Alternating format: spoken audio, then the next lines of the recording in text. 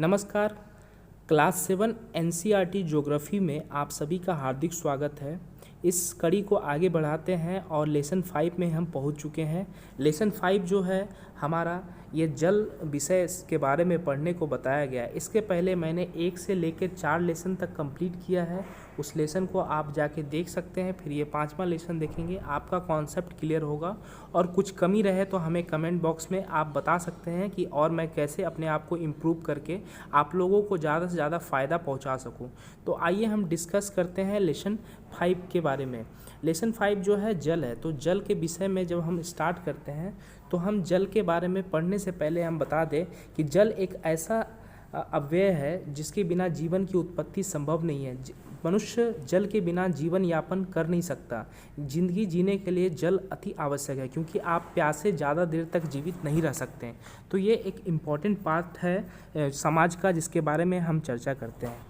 तो बात करते हैं कि जैसे ही जल के बारे में आप सोचते हैं तो आपके मस्तिष्क में सबसे पहले क्या आता है? आप या तो नदी को याद करते होंगे। जो छोटे गांव, अगर आपके नानी घर, दादी घर कहीं भी जो नदी देखने को मिलती है तो उसके बारे में आप चर्चा करते हैं, या जलप्रपात को, किसी झरने वगैरह का आप डिस्कस करते हैं। और सबसे इम्पॉर्टेंट तो वर्षा की रिमझिम जो बारिश के सीज़न में आपको देखने को मिलती है, उसको आप याद करते हैं। आप बचपन के वो समय को भी याद करते होंगे जब आप छोटे से होंगे, और उस समय आप क्या करते थे? आप कागज़ के नाव बनाया करते थे, और कागज़ के नाव बनाकर वो गड्ढे में जहाँ पे पानी भर जाया करता था वहाँ पे उस नाव को आप चलाया करते थे। ये बचपन में मेरे ख्याल से हर व्यक्ति अपने जीवन में इस समय को ज़रूर जिया है।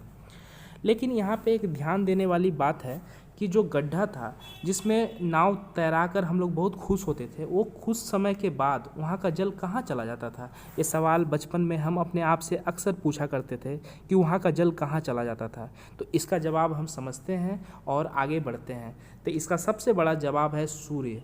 सूर्य क्या करता था? अपने ताप के कारण जल को वाष्पित कर लेता था। वाष्पित करने के वजह से वो जल जो है जलवाष्प का रूप ले लेता था और संघनित होकर बादलों में कहीं पे चला जाता था।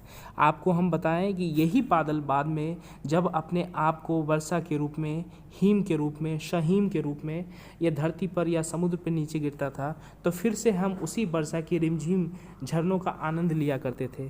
तो ये हमारे लिए काफ़ी महत्वपूर्ण होता है। किस प्रकार हम कैसे जीवन जिए हैं, ये काफ़ी महत्वपूर्ण हमें अनुभव देता है ये बारिश की बूंदें। तो आइए हम आगे बढ़ते हैं और फिर हम विचार करते हैं कि जल जो है लगातार अपने स्वरूप को बदलता रहा है। अगर हम देखते हैं तो महासागरों, वायुमंडल एवं धरती के बीच चक्कर लगाता रहा है। हो सकता है आपको जो बारिश का बूंद मिल रहा है वो किसी ज़माने में किसी और जगह का होगा। हो सकता है वो अमेजन रिवर का हो सकता है वो गंगा नदी का हो सकता है वो ब्रह्मपुत्र नदी का हो। ये कौन जाने किसका पानी बादल बनकर आपके ऊपर गिर रहा है। तो ये काफ़ी ज़्यादा महत्वपूर्ण हो जाता है। जल जो है स्टार्ट जहाँ से करता है, एंड भी वहीं करता है। इस प्रक्रिया को हम जल चक्र कहते हैं। चक्र का अर्थ क्या होता है कि हम किसी बिंदु से स्टार्ट करते हैं और अंतिम में उसी बिंदु पे पहुँचते हैं। इसी को एक चक्र कहा जाता है।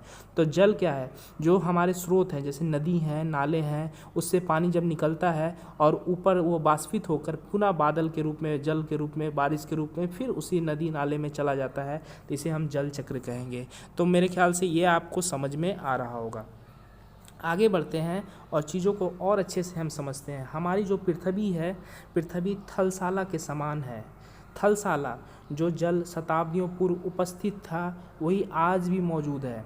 जिस जल का प्रयोग आज हम हरियाणा के खेत की सिंचाई के लिए कर रहे हैं, हो सकता है वो कहाँ से आया होगा? सैकड़ों वर्ष पहले अमेजन नदी में बहता होगा। तो आप इसे हम थलशाला कह सकते हैं। यानी इसका जो रिसोर्स है, वो लिमिटेशन है, वो बार बार प्रक्रिया से गुजरता चला आ रहा है। आगे हम बढ़ते हैं और चीज़ों को फिर अच्छे से, आइए हम आगे देखते हैं कि अलवण जल के मुख्य स्रोत क्या क्या हैं। देखिए, लवण और अलवण 2 वर्ड है, ठीक है। लवण और अलवण जो है इसमें बहुत ही अंतर है। अंतर कैसे है? लवण मतलब क्या होता है? जो आप घर में नमक का प्रयोग करते हैं, क्योंकि नमक आपके खाने में नहीं रहे तो आपको स्वाद नहीं मिलता है। लेकिन क्या उस नमक की मात्रा को अगर बढ़ा दिया जाए तो आप खाना खा पाएंगे? शायद नहीं खा पाएंगे, क्योंकि आपको उनका टेस्ट अच्छा नहीं लगेगा। तो उसी तरह से जो हमारा पीने युक्त पानी है उसमें क्या होता है? उसमें अलवण होता है। अलवण का मतलब ऐसा है कि उसमें लवण की मात्रा कम होते हैं, ठीक है। तो ये मुख्य रूप से पीने युक्त हम कह सकते हैं। अगर लवण की मात्रा ज़्यादा हो जाए तो वो पीने युक्त नहीं होगा। जहाँ तक आपको मालूम है कि जो हमारा पृथ्वी है उस पे बहुत ज़्यादा मात्रा, लगभग 97 पॉइंट समथिंग जो पानी है वो क्या है, जो पीने युक्त बिल्कुल भी नहीं है। तो हम यहाँ पे इसकी पूरी चर्चा करेंगे और पूरे अच्छे से समझेंगे कि किस प्रकार वो कार्य करता है। तो अलवण जल के मुख्य स्रोत में नदी हैं, ताल हैं, सोते हैं, हिमनद हैं। ये सारे जो स्रोत हैं ये अलवण है, यानी पीने युक्त हो सकते हैं। महासागरों एवं समुद्रों का जल लवणीय होता है। लवणीय मतलब क्या, नमक। और नमक का फॉर्मूला क्या होता है, NaCl। NaCl ये केमिस्ट्री का पार्ट है, ठीक है। तो ये लवण युक्त होता है, इसको हम नहीं पी सकते। और Na मतलब क्या होता है, सोडियम, इसलिए इसे सोडियम क्लोराइड के भी नाम से जाना जाता है। यह खाने में उपयोग किया जाने वाला नमक होता है, जो आप खाना खाते हैं उसमें प्रयोग किया जाता है। इस पिक्चर को आप जब देखेंगे तो आप समझेंगे कि किस प्रकार ये नदी जो है, ये जो तालाब है, इससे क्या है, पानी वाष्पीकरण हो रहा है। और वाष्पीकरण होने के बाद कहाँ जाता है, ये बादल बनता है। और बादल बनने के बाद वर्षण का रूप लेता है और फिर से उसी जगह पे चला आता है। तो ये एक प्रक्रिया जिसे हम क्या कहते हैं, इसे हम जल चक्र कहते हैं। इसे क्या कहते हैं दोस्तों, इसे हम जल चक्र कहते हैं। चक्र मतलब पूर्ण होना, ठीक है। अब ये एक पिक्चर है, इसको आप देख सकते हैं। NCERT का अगर बुक है तो आपके पास इस पिक्चर को आप देख सकते हैं अच्छे से। ये बेसिकली क्या है, ये बेसिकली बता रहा है कि हमारा प्रमुख जो समुद्र और झीलें और नदियां हैं, ठीक है, तो इसके बारे में चर्चा होती है। हम किस महादेश में रहते हैं, तो हम रहते हैं एशिया महाद्वीप में। तो हम एशिया में रहते हैं, तो एशिया में भारत जो है, तो इसमें इसकी 2 बड़ी नदियों के बारे में आप जानते हैं, गंगा, ब्रह्मपुत्र। इसके अलावा नर्मदा, तापी और कावेरी, काफ़ी सारी नदियां हैं। जो नदियों का चैप्टर जब आप पढ़ेंगे तो उसके बारे में इस पर चर्चा होगी। डार्लिंग नदी कहाँ बहती है, ऑस्ट्रेलिया में बहती है। देखिए डार्लिंग नदी भी है, ऐसा है, ठीक है। उसके साथ पूर्वी चीन सागर, दक्षिणी सागर, ये सारे जगह काफ़ी नदियां हैं। अफ्रीका का हम बात करें तो अफ्रीका में जो नाइजर नदी है, नील नदी है, विक्टोरिया झील है, कांगो नदी है, ऑरेंज नदी है, ये सारी काफ़ी बड़ी बड़ी नदियां हैं। इसके साथ कैस्पियन सागर है, ठीक है, दानूबी नदी है, काला सागर है, ये सारा है। अमेरिका में बात करें तो अमेरिका में वर्ल्ड की सबसे ज़्यादा पानी बहाने वाली क्षमता वाली नदी है, जिसे अमेजन नदी के नाम से जानते हैं। ये एक ऐसा नदी है जिसमें सबसे ज़्यादा पानी की मात्रा इसमें पाई जाती है। इसके अलावा जो अफ्रीका की नदी है, नाइजर नदी है या नील नदी है, ये सारी नदियों में काफ़ी लंबी नदी मानी जाती है। तो ये आप स्टडी के पॉइंट ऑफ व्यू से है। इस मैप को आप पर्सनली जाके देखें NCERT के बुक में, तो आपका क्लियर हो जाएगा। उत्तर अमेरिका में साल्ट लेक सिटी है, उसके साथ साथ विनिपेग झील है, सुपीरियर झील है, ये सारी झील वहाँ की प्रमुख झील में से एक है। तो इस मैप को आप अच्छे से देख लीजिएगा। एक बात पे हम चर्चा करते हैं, क्या आप जानते हैं कि लवणता जो है 1000 ग्राम जल में मौजूद नमक की मात्रा होती है। 1000 ग्राम मतलब कितना, लगभग हम कहते हैं कि 1 लीटर। तो 1 लीटर का जो 35वां भाग होता है उसमें नमक पाया जाता है, तो ये उसका लवणता हो गया। अब हम देखते हैं कि जल वितरण का स्थिति कैसे है। जल वितरण की स्थिति को यथासंभव समझने के लिए आपको समझना पड़ेगा कि जल का स्रोत क्या क्या है। तो हम जैसे कि पहले जानते हैं कि एक जल होता है जिसे लवण, और दूसरा जल होता है जिसे अलवण जल कहते हैं। तो लवण और अलवण जल, इसका अलग अलग स्रोत हो सकता है। अगर लवण जल कहते हैं तो इसमें सबसे बड़ा स्रोत है महासागर, ये महासागर है। और अलवण का जो है ये भूमिगत जल सबसे बड़ा स्रोत है। यानी बेसिकली आप देखे होंगे कि आपके जो पीने युक्त जो पानी होते हैं वो कहाँ से निकलते हैं, ज़मीन से निकलते हैं, चाहे वो कुएं के रूप में हो या फिर आप नलकूप के रूप में हो। जहाँ तक बात हम देखते हैं महासागर का, तो महासागर में 97.3%,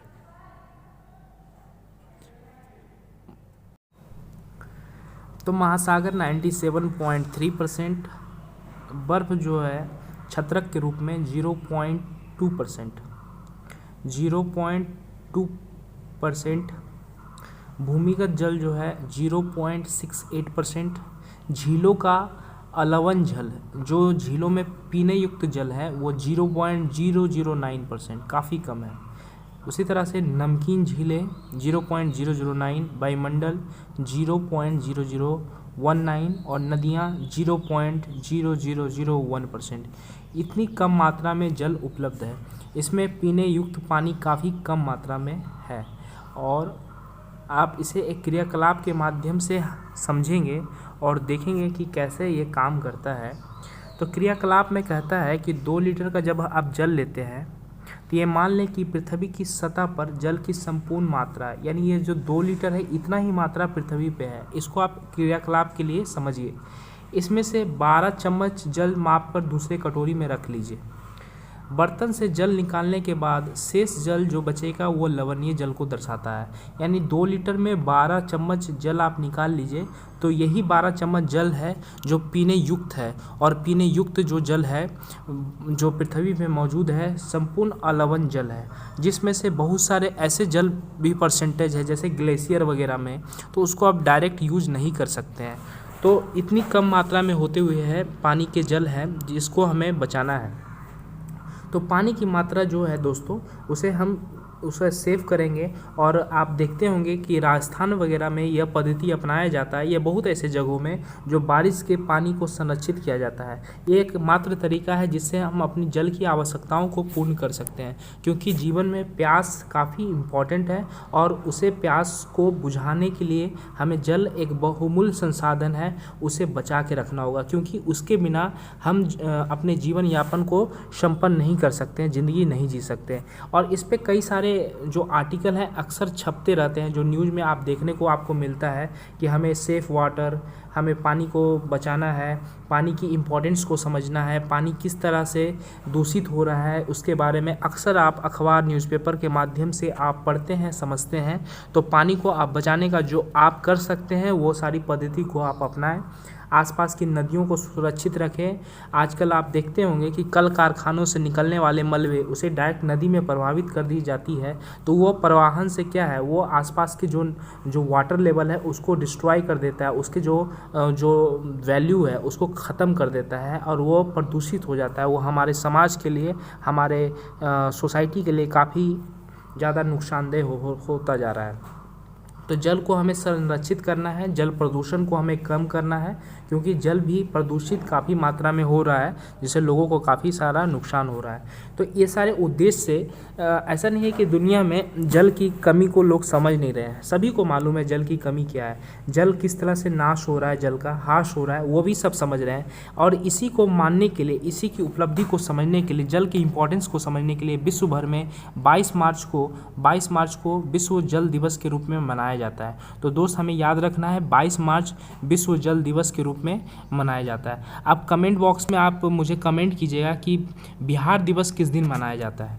तो आगे हम चलते हैं और देखते हैं, क्योंकि वो भी मार्च महीने में है इसलिए मैंने इससे पूछा है। तो शायद आपको इससे उसे याद रखने में और उससे इसको याद रखने में कुछ महत्वपूर्ण लिंक मिल सकता है, शायद आप कमेंट बॉक्स में मुझे कीजिएगा। चलिए तो हम बात करते हैं महासागरीय परिसंचरण के बारे में। महासागर का जो परिसंचरण है, आप देखते होंगे कि जब आप बीच पे चलते हैं, बीच मतलब क्या, मतलब आप जो समुद्र का जो किनारा होता है उस पे चलते हैं, उस पे हल्का बालूनुमा रेत वगैरह रहता है। खास करके आप गोवा वगैरह में देखे होंगे, चाहे आप साउथ में कहीं मरीना बीच वगैरह में गए होंगे, तो आपको एक अच्छी सी अनुभूति का प्रदान होता है। जब उस पर चलेंगे ना बालू पे, तो आपको पैरों में गुदगुदी होगी। आप चप्पल पहन के नहीं चलिएगा तो आपको कुछ पता नहीं चलेगा, आपको चलने के लिए नंगी पैर चलना पड़ेगा। तो ये जादुई अनुभूति होती है। तो इसको महासागरीय परिसंचरण के नाम से आप समझ सकते हैं। ये जो बालू है वो ठंडी पवनें, समुद्री पक्षी और वायु में लवणीय गंध एवं लहरों का संगीत, ये सब आपको समाहित करती है, सभी अपनी ओर आकर्षित करते हैं। तो ये कहीं ना कहीं महासागर अपनी ओर आकर्षित करते हैं। वो जो मार्मिक दृष्टि है, वो जो जादुई शक्ति है, उसको आप कह सकते हैं। साथ ही साथ आप जब समुद्र के किनारे आप जब चलते हैं तो अक्सर आपको तरंगों, ज्वार भाटा और धाराओं के बीच जो है अनुभूति प्रदान होती है। ये तरंग अक्सर आप देखते होंगे कि अगर आप बीचेस के किनारे खेलते हैं, बॉल को जब पानी में डाला जाता है, मतलब गेंद को फेंका जाता है, तो लहर के साथ वो बॉल क्या है, बिल्कुल किनारे पे चला आता है। तो ये क्यों होता है, अपने आप से आप खुद से सवाल पूछ सकते हैं और इसका आंसर जानने की कोशिश करते हैं।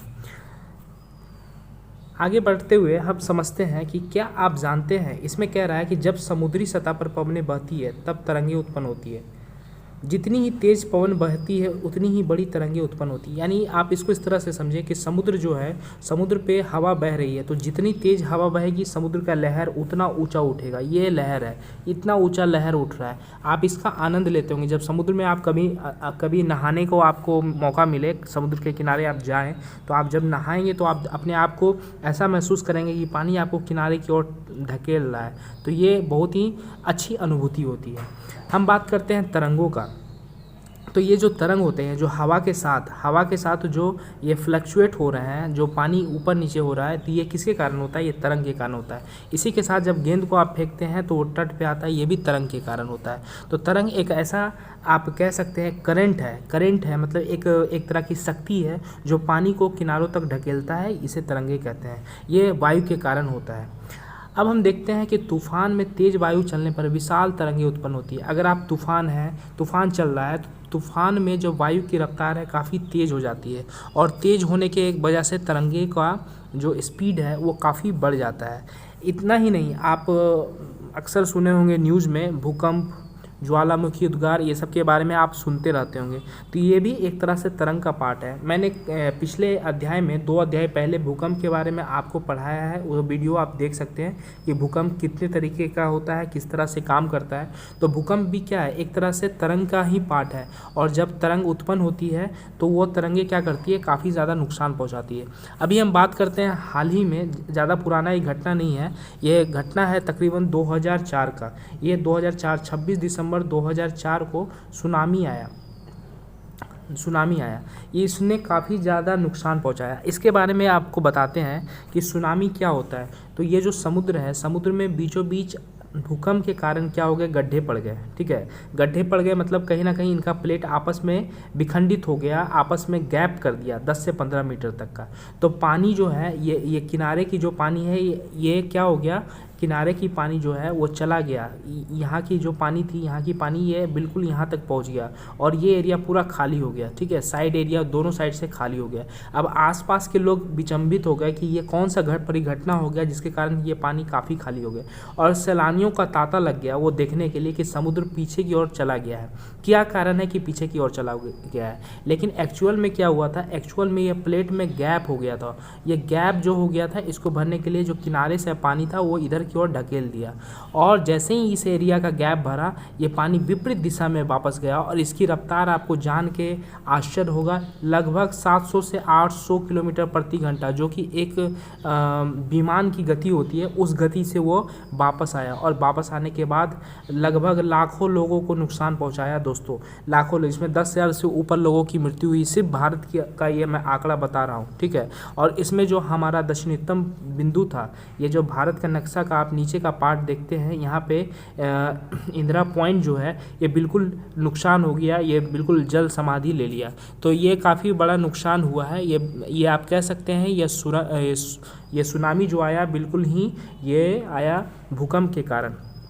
जहाँ तक बात करते हैं सुनामी की पूर्व चेतावनी का, तो हमारा हिंद महासागर जो है, हिंद महासागर में ऐसा कोई भी अभी ऐसा टेक्नोलॉजी नहीं है जो पूर्व अनुमान दे, लेकिन प्रशांत महासागर में काफ़ी मात्रा में ये है, क्योंकि प्रशांत महासागर में अक्सर ये सुनामी का लहर आता रहता है। तो प्रशांत महासागर में लहर आने के कारण उस एरिया में ये ऐसा टेक्नोलॉजी लगा हुआ है जिसके माध्यम से सुनामी का पूर्व अनुमान किया जाता है। लेकिन हिंद महासागर में ऐसी टेक्नोलॉजी की कमी थी जिसके कारण काफ़ी ज़्यादा जान माल का नुकसान हुआ। ये पिक्चर के माध्यम से आप देख सकते हैं कि किस तरह से कार और घर वगैरह सब पानी में जल समाधि को प्राप्त कर लिए। ये तमिलनाडु का है, तमिलनाडु वगैरह में काफ़ी ज़्यादा नुकसान हुआ था सुनामी के कारण। आगे बढ़ते हैं, ज्वार भाटा को समझते हैं, और ज्वार भाटा पे हम चर्चा करते हैं। ठीक है, ज्वार और भाटा दो अलग अलग बात है, लेकिन काफ़ी इम्पॉर्टेंट है। देखिए, ज्वार क्या है, भाटा क्या है। दिन में, पहले इसको मैं पढ़ता हूँ फिर आपको क्लियर करता हूँ। दिन में 2 बार नियम से महासागरीय जल का उठना एवं गिरना ज्वार भाटा कहलाता है। यानी उठा तो ज्वार, गिरा तो भाटा। ठीक है, तो जब महासागर का जल अपने आप ऊपर उठता है फिर गिरता है, तो ये क्या कहलाता है? ज्वार भाटा कहलाता है। ये किस कारण होता है दोस्तों? तो ये होता है हमारे जो भी यूनिवर्सल बॉडी हैं, मतलब जो सूरज है, पृथ्वी है, चांद है, इनका बहुत बड़ा योगदान है इसमें। ये सारा गुरुत्वाकर्षण बल के कारण होता है। यानी जो पृथ्वी है, पृथ्वी के सामने चांद या सूरज है, तो वो गुरुत्वाकर्षण बल एक दूसरे को अपनी ओर आकर्षित करता है और ज्वार भाटा का जन्म होता है। ठीक है, तो ज्वार भाटा क्या है? गुरुत्वाकर्षण शक्तिशाली बल के कारण होता है। ये पृथ्वी के सतह पर ज्वार भाटे आते हैं जब पृथ्वी का जल चंद्रमा के निकट होता है। उस समय चंद्रमा के गुरुत्वाकर्षण बल से जल अभिकर्षित हो जाता है। यानी जैसे ही चंद्रमा पृथ्वी के सामने होता है तो जल को आकर्षित करता है गुरुत्वाकर्षण बल, यानी ग्रेविटेशनल फोर्स। आप फिजिक्स का पार्ट है, इंग्लिश में इसे ग्रेविटेशनल फोर्स करते हैं, गुरुत्वाकर्षण बल, तो उससे अपनी ओर आकर्षित होता है। जहाँ तक आपको दो समय इंपॉर्टेंट समय याद होगा, पहला पूर्णिमा और दूसरा अमावस्या। इसमें क्या होता है, इस दिनों में सूर्य, चंद्रमा और पृथ्वी तीनों एक ही सीध में होती है। तो एक सीध में होगा तो ऑब्वियस सी बात है, यह अनुमानित बात है, यह प्रमाणित बात है कि सबसे ज़्यादा ग्रेविटेशनल फोर्स लगेगा और इस समय जो है सबसे ऊंचे ज्वार आते हैं। ज्वार यानी पानी की जो ऊंचाई होती है सबसे ऊंचे आती है। इस समय पूर्णिमा और अमावस्या में जो साइड का एरिया होता है, समुद्र का एरिया, वो बिल्कुल जल से कहीं ना कहीं जल वहाँ पे काफ़ी ज़्यादा भर जाता है। तो ये इम्पॉर्टेंट है। लेकिन जब हम चांद अपने प्रथम और अंतिम चतुर्थांश में होता है, यानी वो जब कमज़ोर हो जाता है, तो चांद और सूरज का गुरुत्वाकर्षण बल विपरीत दिशाओं में लगता है और यह महासागरीय जल पे कम पड़ता है। कम पड़ने से क्या होता है, ये परिणाम स्वरूप निम्न ज्वार और भाटा आते हैं। यानी ज्वार का जो वैल्यू है वो कम जाता है। यानी पूर्णिमा और अमावस्या को सबसे बड़ा ज्वार आएगा और अन्य दिनों में वो छोटा आ जाता है। तो ये आपका, लेकिन ज्वार और भाटा का कुछ फ़ायदा भी है। ऐसा नहीं कि हर चीज़ का केवल लॉस होता है, हमेशा आपका दो सिक्का का भी हेड और टेल आता है। तो ज्वार क्या है, उच्च ज्वार आने पे नौ संचालन आसान हो जाते हैं। यानी वो पानी का दिशा जल्दी से जल्दी वो सतह तक पहुंचाता है नाव को, और बंदरगाह तक पहुंचाने में जहाज़ को काफ़ी ज़्यादा सहायक होते हैं, क्योंकि जहाज़ पे एक एक्सटर्नल फोर्स लग जाता है। एक्सटर्नल फोर्स जैसे ही काम करता है और उसको आसानी से, क्योंकि जो जहाज़ ये है पानी में चल रहा होता है, उसको सतह तक जाने के लिए समझिए एक तरह से कोई और धक्का दे देता है ये उच्च ज्वार आने के बाद, और ये सतह तक आसानी से पहुँच जाता है। इतना ही नहीं दोस्तों, इसके साथ जो मछलियाँ वगैरह होती हैं, मछुआरों को भी फ़ायदा होता है। मछली सब साइड में आ जाता है और साइड में आने के बाद मछुआरे क्या है, पकड़ लेते हैं और उसे खा लेते हैं। तो ये काफ़ी इम्पोर्टेंट है। ठीक है, साथ ही साथ आपको पता है कि हमारा साइंस कितना टेक्नोलॉजी तरक्की कर गया है। तरक्की करने से क्या है, ज्वार भाटा से कभी विद्युत उत्पादन भी होता है। तो ये भी इम्पोर्टेंट है, विद्युत उत्पादन भी आप ज्वार भाटा से करते हैं। देखिए इस पिक्चर के माध्यम से आप इसको देख सकते हैं। एनसीईआरटी बुक को एक बार पढ़ भी लीजिए तो आपका और भी कॉन्सेप्ट क्लियर हो जाएगा, है ना। अब हम बात करते हैं महासागरीय धाराएं के बारे में, यानी महासागर से जो धारा निकलती है उसके बारे में हम चर्चा करते हैं, उस पर हम समझते हैं। और हर पैराग्राफ को पढ़ के मैं अच्छे से इसको क्लियर करूँगा ताकि आपका कोई कमी ना रह जाए। तो महासागरीय धाराएँ जो होती है वो निश्चित दिशा में महासागरीय सतह पर नियमित रूप से बहने वाली जल धाराएं होती है, एक निश्चित दिशा में बहती है। क्योंकि अभी अगर आप ये पृथ्वी है, पृथ्वी को 20 से हम काटते हैं, ठीक है, 0 डिग्री, तो ये इक्वेटर है, यानी कि ये विषुवत रेखा।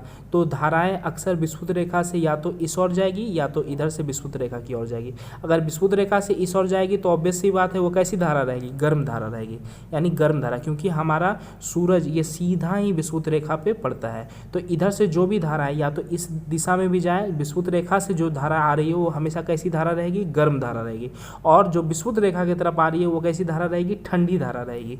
तो आगे आप मानचित्र के माध्यम से समझने की कोशिश करेंगे। और जहाँ गर्म और ठंडी धाराएं आपस में मिलती है वो एरिया क्या है, मछली के लिए मस्त जगह है, यानी वहाँ पे मछली का काफ़ी ज़्यादा उत्पादन होता है और जलवाष्प बनता है, जिसके वजह से वहाँ पे काफ़ी ही हमारा व्यापारिक दृष्टिकोण से महत्वपूर्ण जगह माना जा सकता है। तो गर्म महासागरीय धाराएं जो होती है भूमध्य रेखा के निकट उत्पन्न होती है, जैसा कि मैंने बता दिया है, ध्रुवों की ओर प्रवाहित होती है।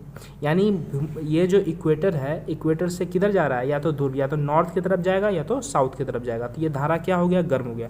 और ठंडी बिल्कुल इसकी विपरीत हो जाती है। ठंडी धाराएँ जो है ध्रुवों या उच्च अक्षांश से उष्णकटिबंधीय या निम्न अक्षांश की ओर प्रभावित होते हैं।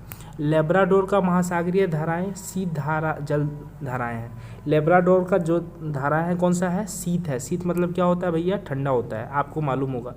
गल्फ स्ट्रीम अक्सर नाम सुना होगा, ये गर्म जल धारा है, ये महासागरीय धारा है और किसी क्षेत्र के तापमान को प्रभावित करते हैं। ये तो आपका मतलब बौद्धिक सी बात है, आप समझते हैं कि गर्म पानी जब आएगा तो वो कहीं ना कहीं उस एरिया का टेम्परेचर को क्या कर देगा, बढ़ा देगा, टेम्परेचर को बढ़ा देगा, डिग्री सेल्सियस को बढ़ा देगा।